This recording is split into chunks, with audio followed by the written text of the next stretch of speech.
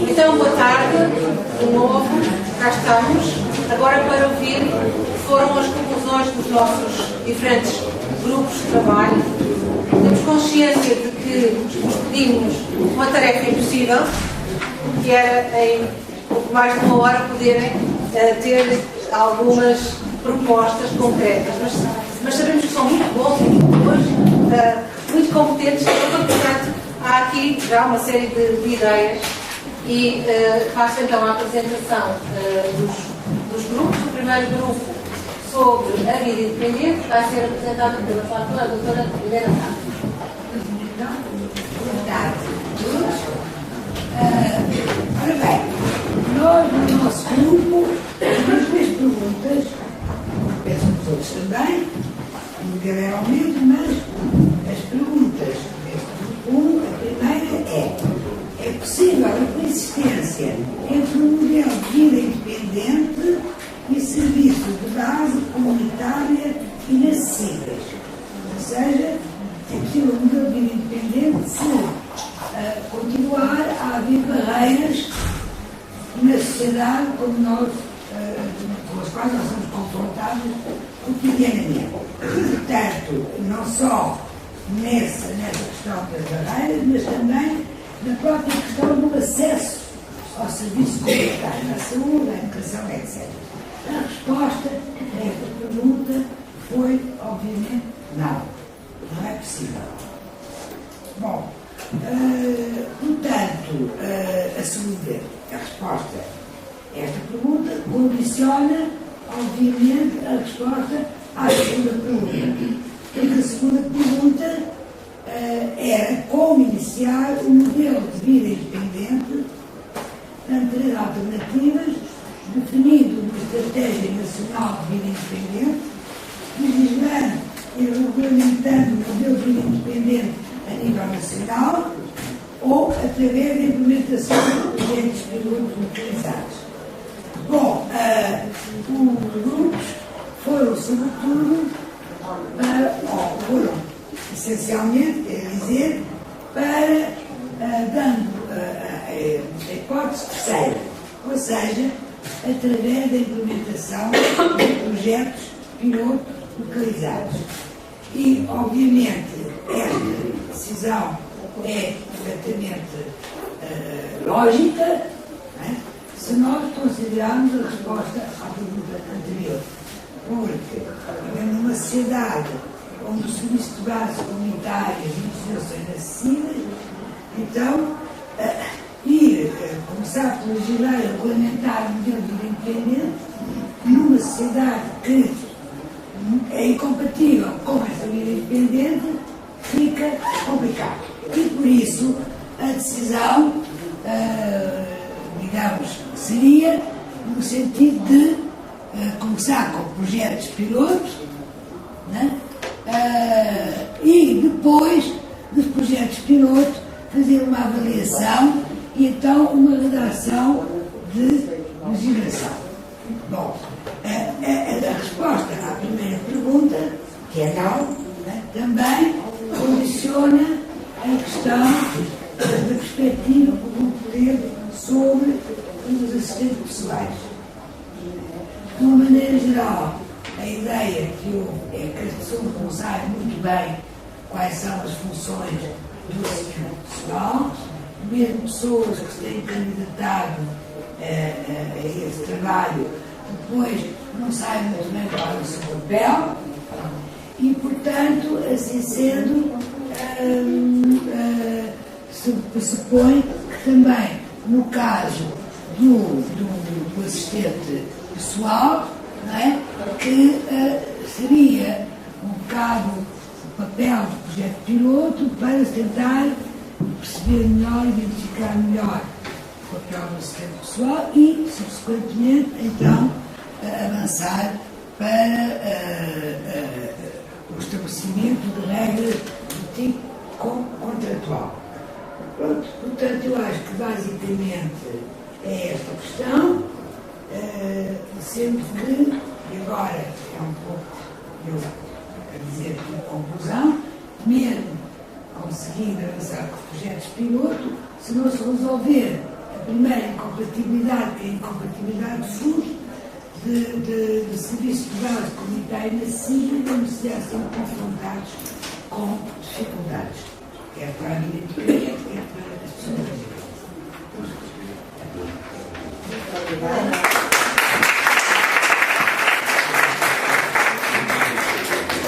Desculpa, Helena, nós tínhamos dado algumas sugestões. Sim. No sentido de essa não acessibilidade dos serviços da comunidade, não sei se seria bom partilhar já agora. Sim. Um bocadinho a produção de deputados. Exato. Pronto, era um bocadinho do que dá um resumo. Portanto, no sentido de se poder melhorar, terminar com a situação dos serviços de base comunitário inacessíveis, né? A ideia, a primeira grande ideia é continuar um processo de sensibilização na sociedade. Né? Para haver uma mudança, tem que se sensibilizar as pessoas. Sendo que essa sensibilização devia ser protagonizada em primeiro lugar pelas próprias pessoas com deficiência, ter um papel acrescido na sensibilização. Depois, inclusivamente, por causa digamos, do sentido e do alargamento da definição do próprio conceito de acessibilidade, que há questões que se prendem sobre o facto de a legislação necessariamente tem que ser uma legislação que não pode definir todos os tipos de deficiência, portanto, muitas vezes é demasiado generalista, mas deveria-se encontrar um modo de diferenciar um pouco, digamos, esse problema da legislação generalista com o tipo de deficiências que são bastante diversas. Outra questão aqui também que esse grupo levantou é o papel das autarquias. Portanto, isto prende-se com outras questões, que não estão aqui no papel, mas depende com a questão de legislação sobre acessibilidades que não foram cumpridas, como nós sabemos, e uma grande parte do cumprimento dessa legislação compete às autarquias, mas como há um vazio, no fundo, de saber quem é que vai depois fiscalizar, ou monitorizar, ou auditar as autarquias sobre o que fizeram ou não fizeram, acaba ficando tudo assim, um bocadinho no ar, sem se saber quem é responsável, quem é que as coisas não acontecem. Pronto, portanto, penso que era sobretudo estas questões. Pronto, aqui também o outro grupo, já agora entrando mais um bocadinho de detalhe, outro grupo foi para a questão da criação dos centros de apoio à vida independente. Os projetos pilotos deviam ser monitorizados por estes centros de apoio, os quais devem fazer parcerias múltiplas desde os transportes, empresas de produtos de apoio, centros médicos, etc.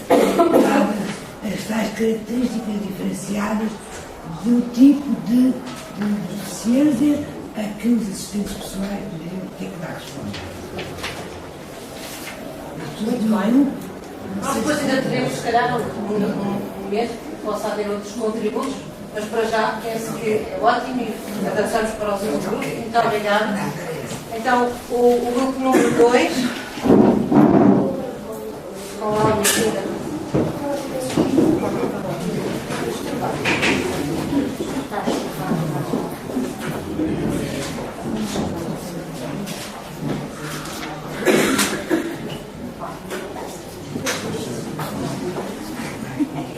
Acesso à saúde e reabilitação.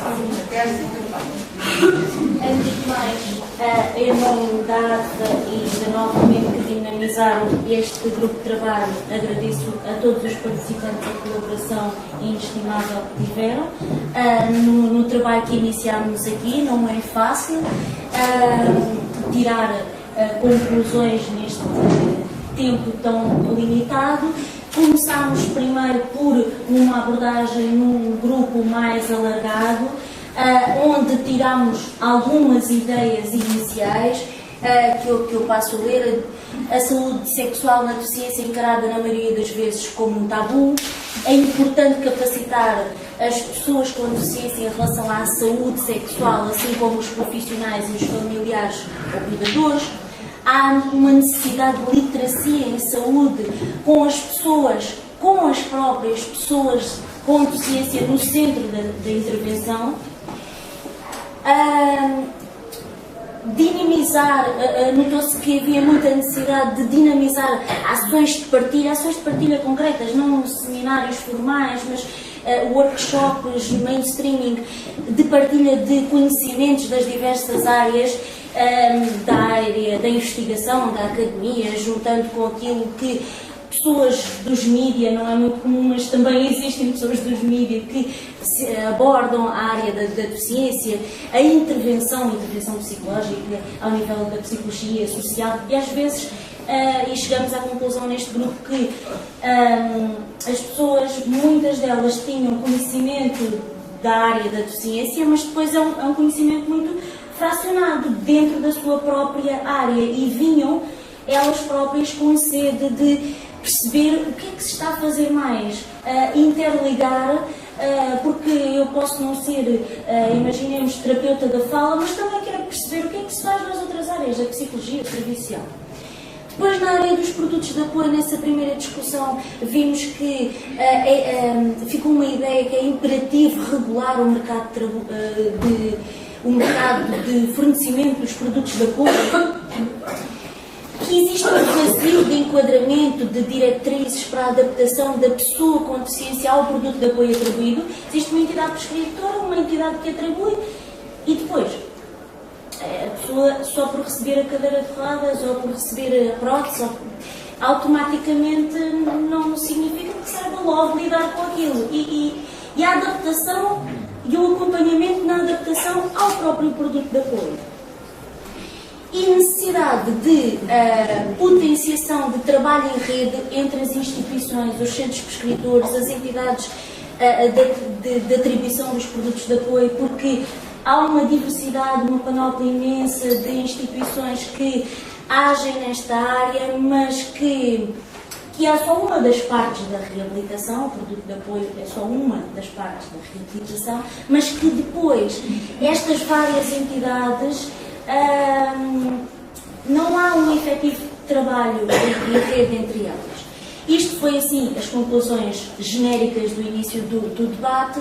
Depois houve a divisão nos subgrupos e houve aqui, bem como na primeira parte, peço imensa desculpa, também houve algumas ideias já de ações mais concretas, como que obrigar, enfim, todos os agentes de saúde a dar acesso ao programa de tratamento de saúde ao próprio e fornecer um contacto rápido para facilitar outro profissional tirar dúvidas e colocar, mais uma vez, a tónica, colocar a pessoa com deficiência no foco das intervenções que ela é objeto. Colocar sempre a pessoa no centro do seu problema, e na solução na área da saúde ou da reabilitação, permitindo encontrar soluções adequadas e contínuas, criar uma entidade ou pessoa representante de cada caso ou família que seja garante ligação entre as especialidades e garanta um apoio e acesso em continuidade na área da saúde e reabilitação, e que os profissionais, serviços públicos, privados da área da saúde, reabilitação, mas também de outras áreas, mantenham um nível de formação sobre as várias tipologias de deficiência e as formas de apoio e as entidades que também prestam esse apoio. Porque os deficientes, não é por serem deficientes que depois é já para 5 e são todos iguais. Quando houve a repartição nos grupos mais pequenos, saíram já ideias mais concretas. Por exemplo, a criação de uma entidade reguladora que seja responsável pela monitorização da qualidade, preço dos produtos de apoio e serviços de apoio, que regule os tempos de resposta, aqui principalmente no vazio que há ali dos tempos de espera. E a criação de uma plataforma que efetue ou que permita a articulação das várias respostas existentes. Mais uma vez, não é o foco nas instituições, é o foco nas pessoas e na resposta às necessidades dessas pessoas. Se esta instituição agora não pode, ok, então será que não existe outra que possa? Criação de um site que fosse simples e de navegação intuitiva, com toda a informação e diretivas, direitos, deveres, contactos, respostas existentes na área da saúde e reabilitação. Muitas das vezes a informação existe, mas ela está tão espartilhada por tantos sítios que depois temos que andar à pesca nos vários sítios. Criação de um grupo de trabalho específico ao nível nacional sobre as questões da sexualidade, violência nos relacionamentos, violência sexual na deficiência, que permita identificar as necessidades e os recursos existentes para que sejam propostas e implementadas medidas efetivas nesta área, porque chegamos à conclusão, entre as várias pessoas que estavam no grupo, que afinal já existem algumas coisas que estão a ser feitas, não só é do conhecimento, mais uma vez, de todos. Desenvolver ações de comunicação e cooperação entre as instituições, no fundo vai rebuscar a ideia que já tinha ficado, necessidade de constituir uma entidade reguladora do mercado de produtos de apoio, criar um mindset que permita ultrapassar as questões de sustentabilidade económica de uma instituição, promovendo a cooperação entre diferentes instituições, de modo a encontrar a melhor solução, resposta para o cidadão com deficiência, solução multidisciplinar, olhar a pessoa e a sua família como um todo no contexto da deficiência, promovendo uma intervenção sistémica e holística, capacitar as pessoas com deficiência para os seus direitos e deveres, utilizando os canais existentes para dar voz às suas necessidades. Existir uma obra de autoridade de língua gestual, bem como de uma linguagem ou uma língua, não sei se é assim que se diz, aumentativa, ou seja, uma comunicação aumentativa, é isso, que possa levar a que a informação que é passada na área da saúde ou área da reabilitação possa ser do acesso de qualquer pessoa, independentemente da sua tipologia de deficiência. Elevar os diversos ministérios e autarquias deverão assegurar o cumprimento de legislação existente ao nível da acessibilidade, e o resto eu não entendo. Agora, no fundo, depois de tudo isto, aquilo que nos colocavam como objetivo era, no final, ter duas grandes ideias de força. E isto foi uma manta de retalhos. Encontramos as seguintes: colocar o foco das intervenções na pessoa com deficiência, estabelecendo uma rede efetiva entre as instituições de e para as pessoas com deficiência, instituições essas públicas e privadas, e os seus contextos sociais da pessoa com deficiência, família, cuidadores, etc. A segunda ideia, criar uma rede de comunicação que possibilite a troca de conhecimento entre os técnicos intervenientes no processo de reabilitação, o acesso da pessoa com deficiência aos serviços de saúde e reabilitação como sujeito ativo do seu processo de reabilitação, a capacitação dos profissionais e das famílias /cuidadores das pessoas com deficiência, a visibilidade e a auscultação das entidades representativas das pessoas com deficiência nas áreas da saúde e reabilitação.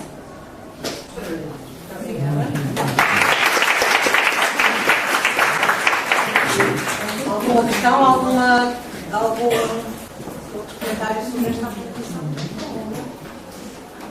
Se não passamos ao grupo sim, desculpa. É só o comentário geral, é que faz muita confusão juntar a saúde com a reabilitação. Eu acho que os problemas da saúde, as pessoas com deficiência têm. Mas na lei de base a saúde vem dentro da habilitação e reabilitação. Já disse. Não, Não, ele faz confusão. E faz confusão também que se considera a acreditação como o estado permanente das pessoas com deficiência. Não, mas a questão Saúde. das pessoas. Tem mais pessoas com deficiência. Não foi dito que todas Sim, precisam de não, mas isto eu estou a alertar só para uma questão que me faz confusão. Há muito esta reabilitação, porque as pessoas com deficiência estão permanentemente em reabilitação. Eu fiz reabilitação há 30 e tal anos e pronto, chegou. Posso fazer reabilitação. Agora não fiz, mas pronto, devia ter feito.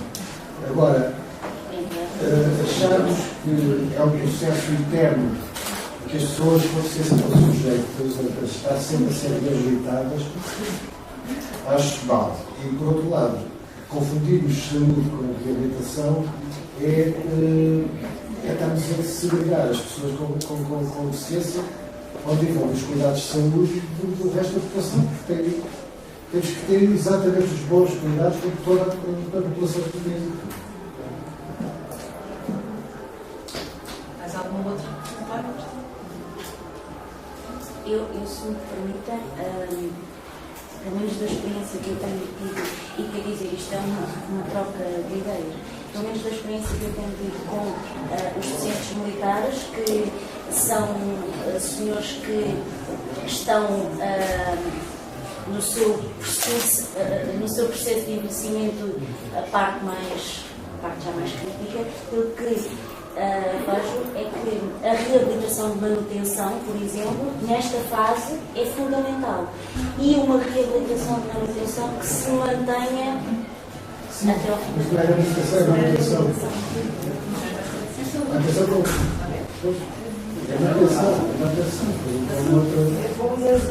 Como outra pessoa qualquer mais velha também precisa de manutenção. Posso só acrescentar uma coisa?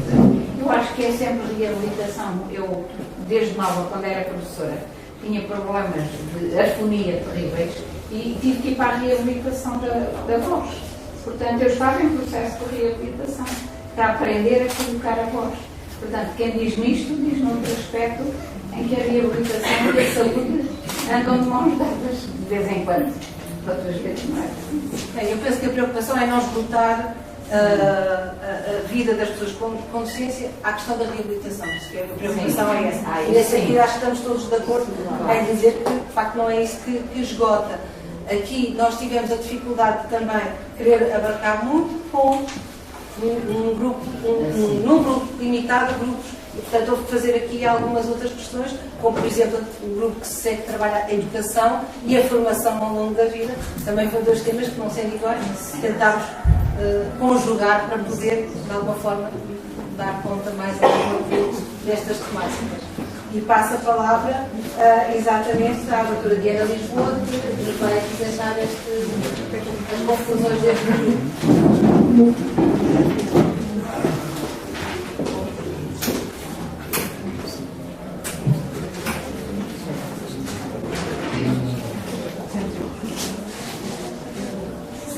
As pessoas que vão falando se identificassem de que entidades vêm. Eu não conheço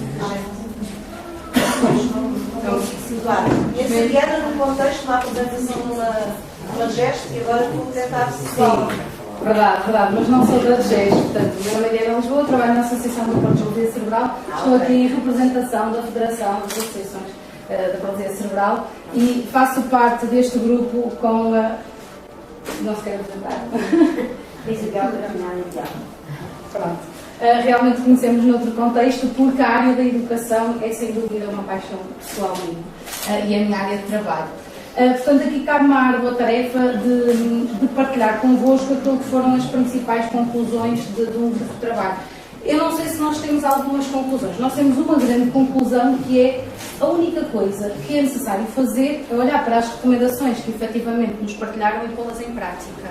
Estamos certos de todo o enquadramento no âmbito da educação, de tudo o que está dito em termos de recomendações e a grande conclusão, acima de tudo, é preciso realmente pôr em prática o que está em termos de recomendações.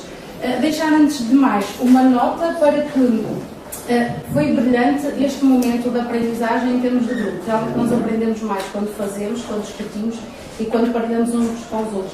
E eu estou certa, tudo o que eu vou dizer aqui, vocês vão reter daqui por 2 semanas pouca informação do que eu tenho para partilhar convosco. Por isso lanço aqui o desafio que foi lançado pelo grupo à organização de divulgar e disseminar estas conclusões para todos os presentes. Acho que faz sentido, porque as pessoas retêm um bocadinho mais informação. Para além desta conclusão principal, que é, nós estamos certos de que o caminho hoje em dia da educação é melhor do que o que já foi há uns anos, há um longo caminho pela frente a percorrer, é necessário exclusivamente pôr em prática o que dizem as recomendações.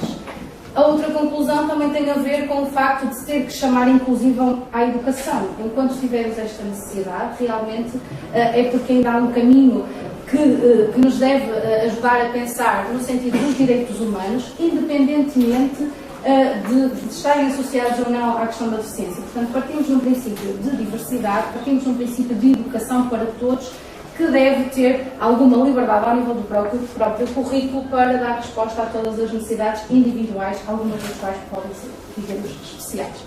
Então, se calhar, para não me alongar muito, houve outro ponto muito forte que tem a ver com a educação ao longo da vida. Portanto, foi notório por parte do grupo que existe uma necessidade tremenda de se fazerem algumas ações de sensibilização que valorizem esta educação ao longo da vida, que permita a educação ao longo da vida para as pessoas com deficiência e também para quem está a trabalhar ao nível da educação. Este é o outro ponto-chave, que é preciso mais ações de informação e de formação para a comunidade de uma forma geral e para, neste caso, para os professores e para os técnicos em particular.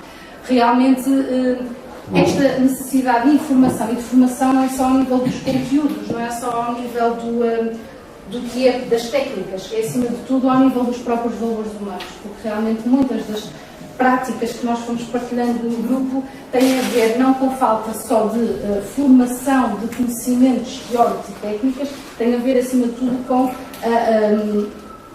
algumas dificuldades em aceitar os valores essenciais humanos que passam por a diversidade, a aceitação, o respeito, interajuda, pronto. Outra sugestão teve a ver com investigação um pouco mais a fundo no âmbito de uma educação inclusiva e não só olhar para a deficiência.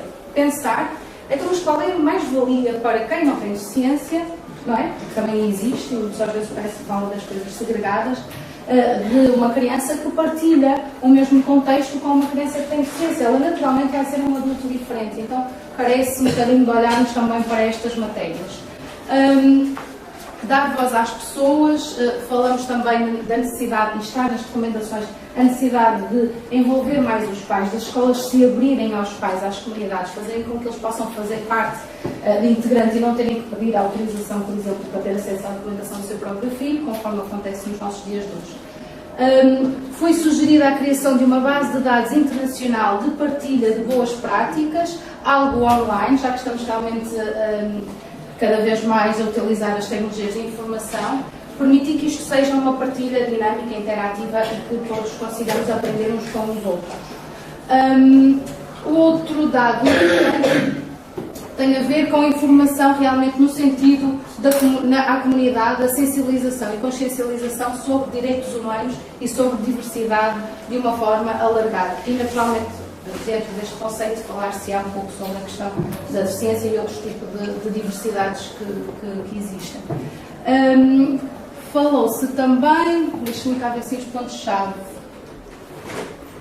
Okay. Reforço da necessidade de um trabalho em rede, da formação inicial para os professores e formação para a transição para o mercado de trabalho, nomeadamente com foco ao nível das competências sociais e emocionais, que aqui já há um trabalho desenvolvido neste sentido, ao qual realmente todos nós precisamos de reforço ao nível das competências sociais e pessoais, não são só as crianças com deficiência que necessitam.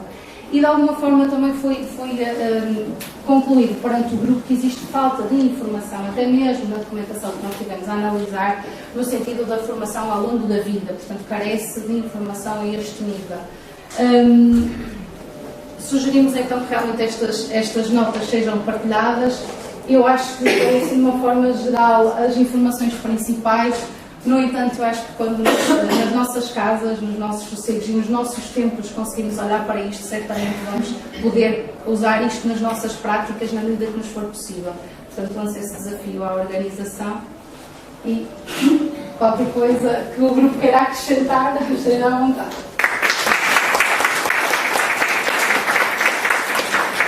Muito obrigada, Diana. Alguma questão ou comentário sobre esta apresentação? Sobre esta área?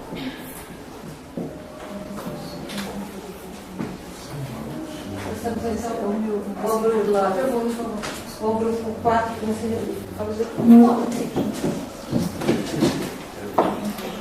que é a Gabriela Raina.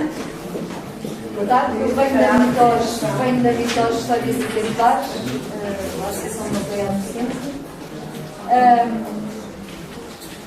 Nós começámos por. Eu estava no grupo 4, o nosso grupo chama-se Rede Informal de Apoio e Suportes Humanos.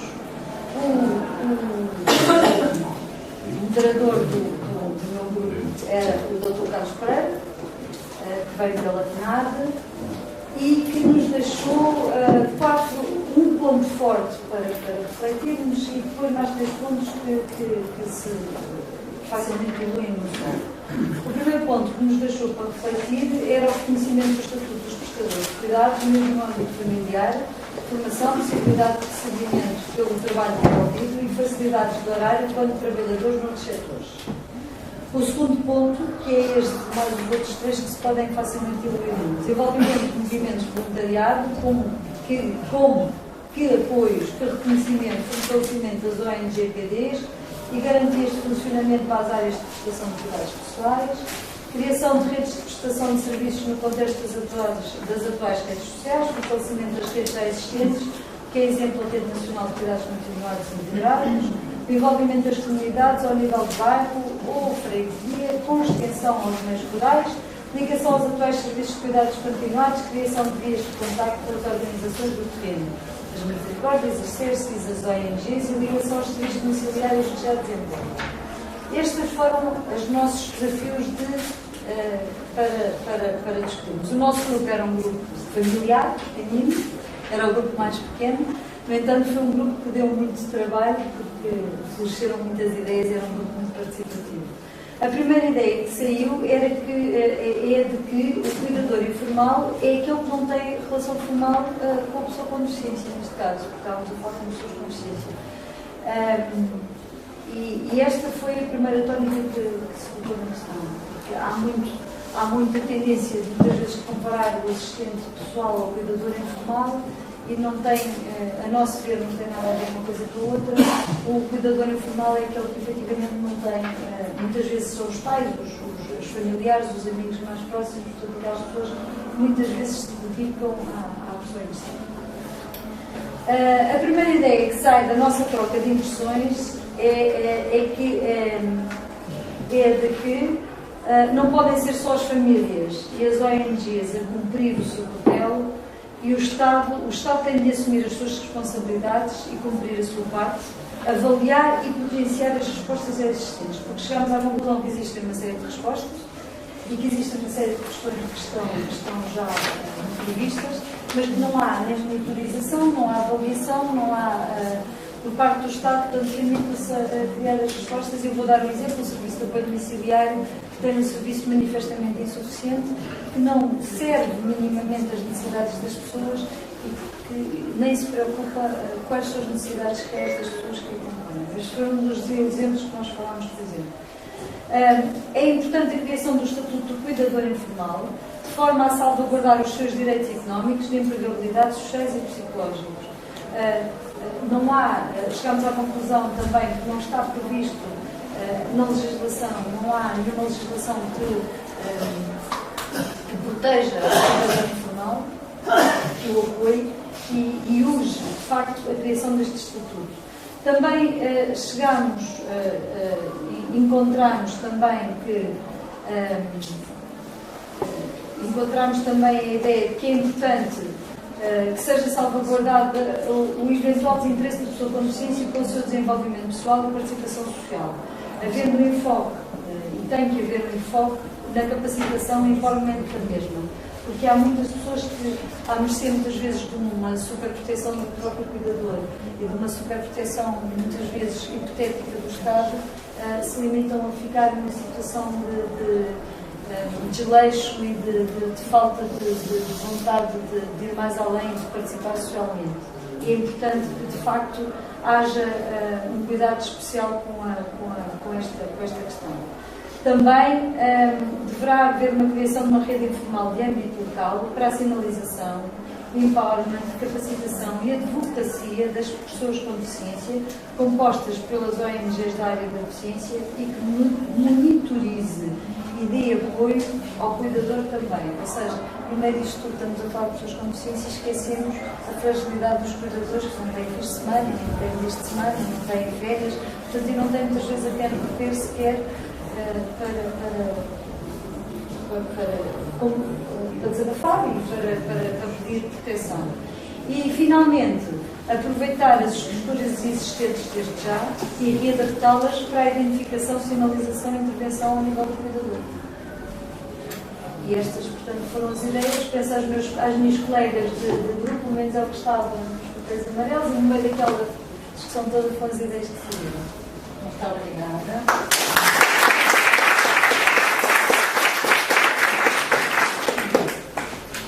Algum comentário, alguma sugestão ou questão?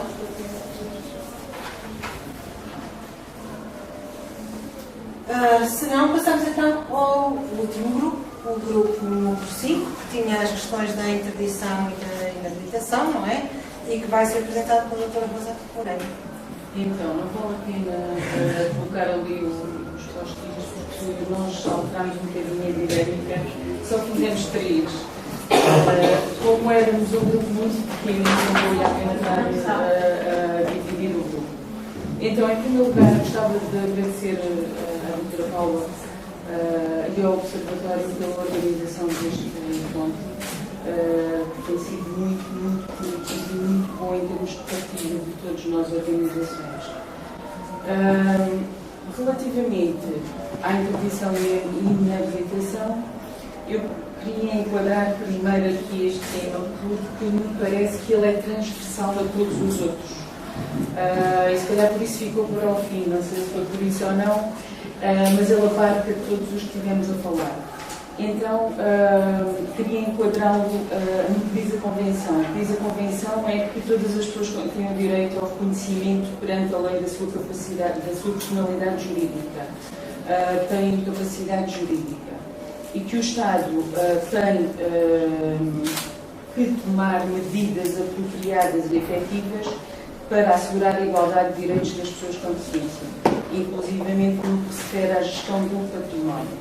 Quanto às recomendações da Comissão, elas são muito claras e recomendam que o Estado adote as medidas apropriadas para que todas as pessoas tenham reconhecimento igual perante a lei, segundo o artigo 12º. E possam exercer todos os seus direitos consagrados na Convenção, todos os que tivemos a falar anteriormente, ou seja, direito ao voto, direito ao matrimónio, a constituir família, direito à saúde, a gerir os seus bens e propriedades, todos eles que já falámos anteriormente. Recomenda ainda que o Estado revogue os regimes de tutela total ou imparcial, que é o que atualmente nós temos em vigor em Portugal, como sabem. Portanto, em Portugal temos um regime jurídico de interdição e inabilitação, onde a representação é absoluta, portanto, a pessoa é protegida, mas não protegida entre aspas e não exerce os seus reais direitos. E então, é necessário que mudar da decisão tomada por substituição, que é o que acontece neste momento, para o apoio à tomada de decisão. E aqui foi o nosso ponto de partida do grupo, como apoiar e promover o sistema de apoio à tomada de decisão e o que deve calcular qualquer mudança legislativa neste contexto, o que podem fazer as organizações e o Observatório. Passámos assim, isto já em reflexão do grupo, de um pressuposto de incapacidade para capacidade. Mas antes disso, há que sensibilizar e formar urgentemente a comunidade, as organizações, para uma mudança de paradigma da substituição da decisão ao apoio à tomada de decisão. Portanto, deixar a substituição e é urgente que a pessoa comece a ser apoiada nesta tomada de decisão. É imprescindível o incentivo à autorrepresentação e à participação, tendo em conta que ainda estamos um pouco atrás em termos de organizações e em termos que as pessoas participem efetivamente. Portanto, esta sensibilização e informação é mesmo urgente. Esta é a primeira proposta do grupo. A segunda proposta do grupo: enquadrar e legislar o sistema de apoio à tomada de decisão. Para isso, também temos outras subpropostas. Como nos deram a indicação de só podiam ser duas, nós fizemos subpropostas. Criar serviços no Tribunal de Competência Especializada com equipa multidisciplinar, com várias especialidades e não só médicos, como alguém me disse para eu não me esquecer de dizer. Portanto, criar serviços especializados com várias áreas e estudar a pessoa no contexto e perceber qual o tipo de avaliação para que a pessoa possa ser apoiada realmente e não substituída. Também uma proposta muito efetiva, que é refletir e estudar sobre o tipo de avaliação necessário, que se foque nas necessidades de apoio e não no modelo médico anterior. Portanto, isto é uma proposta para o Observatório, realizar um estudo sobre o tipo de avaliação que poderá ser melhor ou adequada, focalizando no apoio e não nas incapacidades. E estas são as duas propostas que nós temos com subpropostas.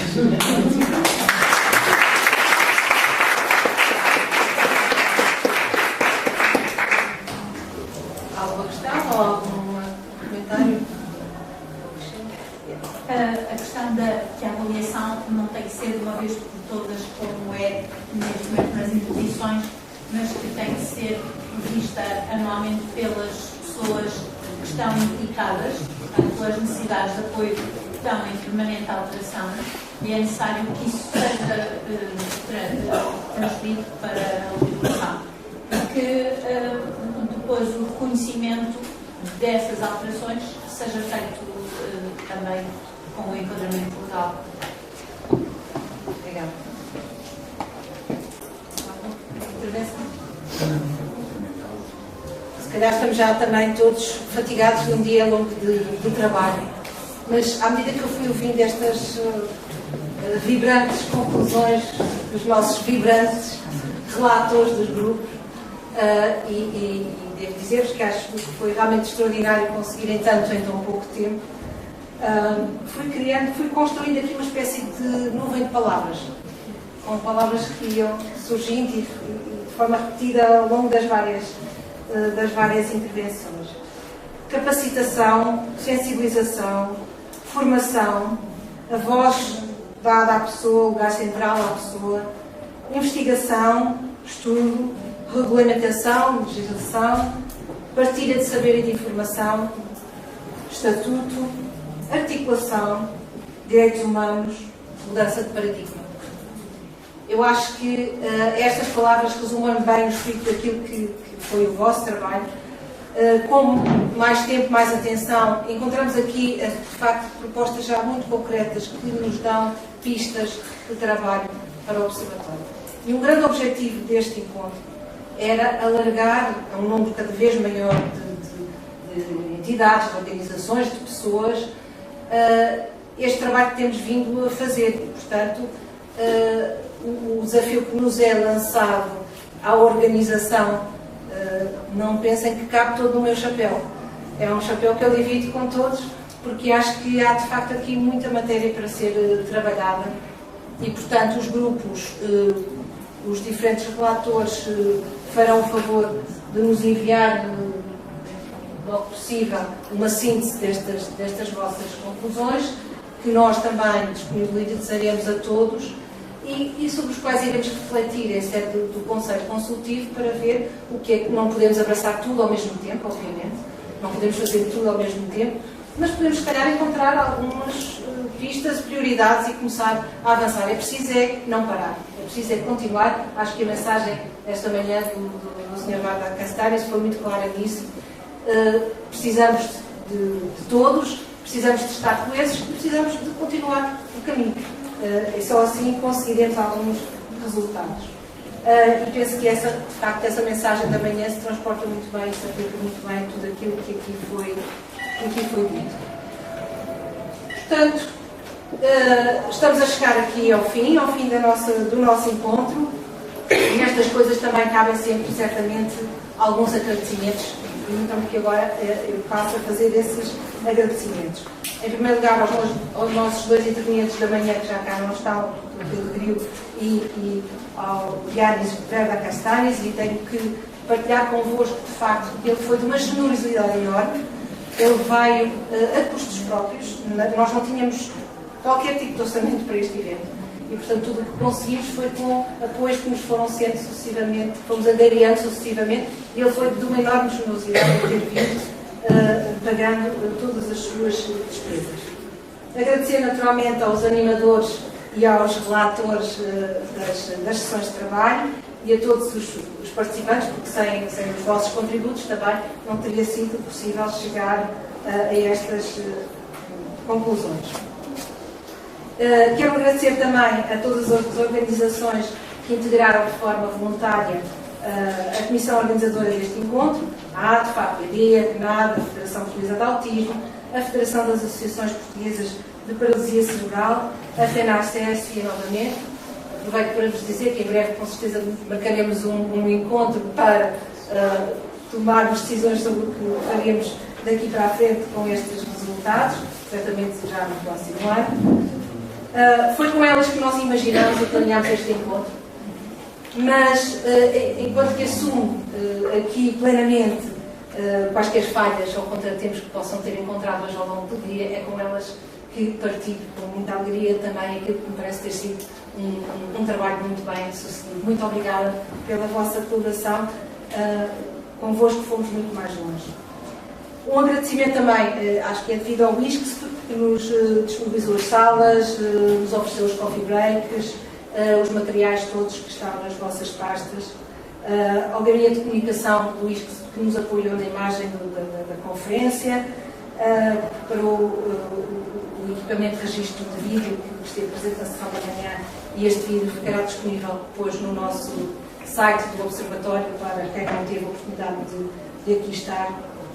Ao Dr. Jorge Martins e ao seu staff, do Gabinete de Apoio à Presidência do WISCS, que foi, como sempre, inexcedível nestas ocasiões, no apoio que nos dá.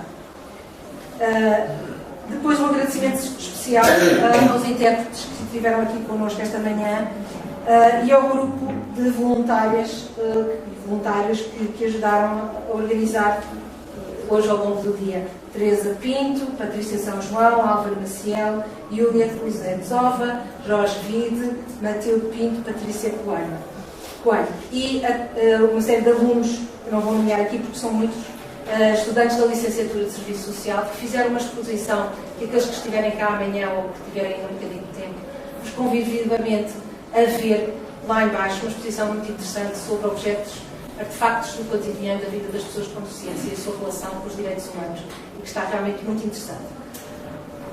E por último, um agradecimento muito especial à Patrícia Neca, que foi a alma desta organização, que assegura já cotidianamente o Secretariado Técnico e Científico do Observatório, e que foi de facto de um profissionalismo, de uma competência, de uma dedicação enormes, sem as quais não teria sido possível este evento.